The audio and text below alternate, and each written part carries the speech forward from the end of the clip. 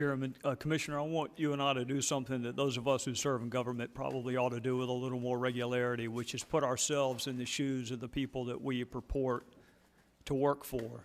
I want you to imagine waking up and you learn that agents of an agency that you already fear, one of the most feared agencies in all of government, with a lot of control and power, either real or perceived, over your life.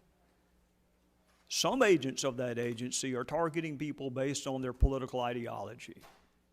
And those are folks in positions of leadership. I don't know if you've read Lois Lerner's emails or not, but there is a palpable animus, a hostility towards conservatives that comes through in her work emails.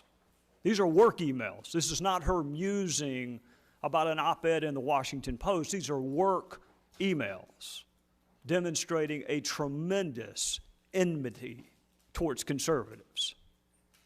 And some of those groups wanted to do nothing more than just educate their fellow citizens about the Constitution. And so I'm sure you can appreciate the irony of Lois Lerner punishing people who want to educate their fellow citizens about the Constitution, and then she comes and hides behind it to avoid answering questions about her conduct.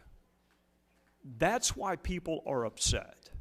And then you add to that the President of the United States, the person who campaigned as the great uniter, that the same rule should apply to everyone, really didn't mean it after all. And he prejudges an investigation while the investigation is pending. So against this backdrop, Congress, I'm sure you will agree, has not only the right, but frankly an obligation to provide oversight over an agency where that is the prima facie evidence at bar. We have an obligation to do it. But the efficacy of our investigations depends upon the fullness of the information we're provided and the honesty of the witnesses that come before us. We are of no use if we have incomplete information or those that we seek information from are not truthful. So there's a piece of your testimony that has troubled me, and I want us to go through it. And this is what you said. Since the start of this investigation, every email has been preserved. Nothing has been lost. Nothing has been destroyed. So I want us to go through it. What did you mean by since the start of this investigation? I meant since the response, as you note, the appropriate congressional response to the IG report in May of 2013 when the 6 investigations started. The investigations there, as I said, were 4 congressional, the IG and DOJ. All right, so you and I are in agreement. You meant from the very inception of the investigation. Correct. And then your next, this is under oath. I think you'll agree it's material, it's important. We're not asking you about something unrelated to the investigation. It's under oath. The next thing you say is every email has been preserved. What did you mean by every email? I meant by every email that the IRS had that I knew of had been preserved. That's what I thought. That was my honest belief. Well, then why didn't you say that? Pardon? Why didn't you say that? Well, if I knew then what I know now, I would have testified differently. But at the time, I testified honestly on what I knew and what I had been told. Well, then and that gets us... Nobody regrets more than I do that in some ways this case has been the case that keeps on giving with new information coming out. I wish the information had all been out to begin with. Well, Commissioner, it is always an option to say, I don't know. Loretta Lynch has made a living answering questions with, I don't know. It is always an option to say, based on what I was told. But you were incredibly definitive. You said, every email has been preserved. And then for those of us who may not have been paying attention, you said nothing has been lost. What did you mean by nothing? What I meant at that time was I had been advised nothing. But you're exactly right. In retrospect, I would have been better advised to say to the best of my knowledge or on the basis of what I've been told, which was in fact the basis of my testimony. Well, I'm out of time, but this is what I would like you to do, because this is an important matter. I was one of the folks who wanted this hearing. Now, I think this is really important.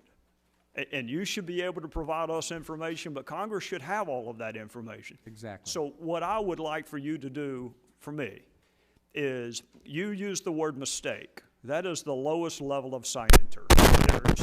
There's mistake, there's reckless disregard for the truth, there's a deliberate indifference, and then there's intent. I'd be curious what you think the proper punishment is for each level of that scienter. And the other thing I need you to do is, to the extent you relied upon other people's counsel or what they told you, I need to know who they were. This committee, and I would think you would want us to interview every single witness that has access to information that would be relevant. I think you have interviewed all of them already. So you cannot think of a single person that this committee should interview that we have not already interviewed. As for my knowledge, at this time, you have interviewed the first 50, I don't know the names of all the 50, but the people who advised me throughout this case, you have interviewed. Would you do me the courtesy of making sure with your lawyer that the record is complete? Because whenever the record is complete, that's when we have to make the decision. And I am giving you the opportunity, under the heading of due process, to make sure that every bit of information you think should be considered is in fact in the hands of this committee. Well, I would just note, and without going into detail about it, there's a lot of information and misinformation and misinterpretation of it that's in the hands of the committee.